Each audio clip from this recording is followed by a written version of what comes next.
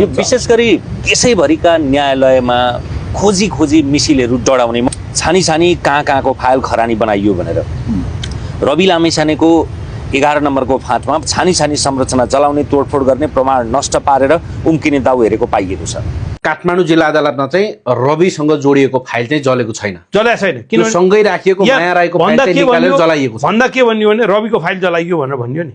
तपाईलाई अझ गम्भीर कुरा भनिदिन्छु म। काठमाडौँ जिल्ला अदालतमा 2 नम्बर फाँट, 6 नम्बर फाँट, 9 नम्बर फाँट, 13 नम्बर फाँट, यी फाँटहरू सबैमा ठुला सहकारीका मुद्दाहरू, भुटानी शरणार्थीको मुद्दा, त्यस पछाडि तपाईँको बाँसबारी छाला जुत्ताको मुद्दा, यी मुद्दाका कागजपत्र भएका फाँटहरू हुने।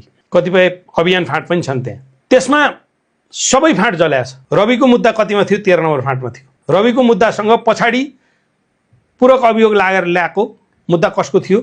माया राईको मुद्दा थियो।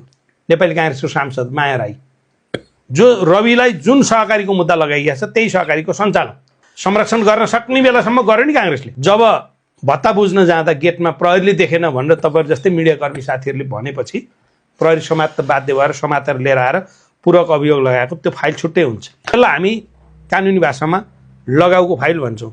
लगाउमा सँगै राखिया छ। रवि लामिछानेको फाइल र त्यो फाइल एउटै मुठामा बाँधेर राखेको छ। मैले झुट बोलेर छु भने भोलि बिहान गएर तपाईले काठमाडौँ जिल्ला अदालतमा गएर सोध्नु होला। त्यहाँ गएर कर्मचारीलाई सोध्नुस्, त्यहाँको श्रेष्ठदारलाई सोध्नुस्, त्यहाँ सूचना अधिकारीलाई सोध्नुस्, उहाँहरूलाई सोध्नु होला। त्यो मुठाबाट झिकेर माया राईको फाइल जलाइएको छ, रविको फाइल बाँकी छ। त्यो कुरा पहिला अदालतमा बुझेर त्यो सफेद भएको मान्छेले बोल्नुपर्छ होला कि अनि म सफेद भएको मान्छेले सफेद झुट बोल्दा नि हुन्छ भनेर झुट बोल्नुपर्छ।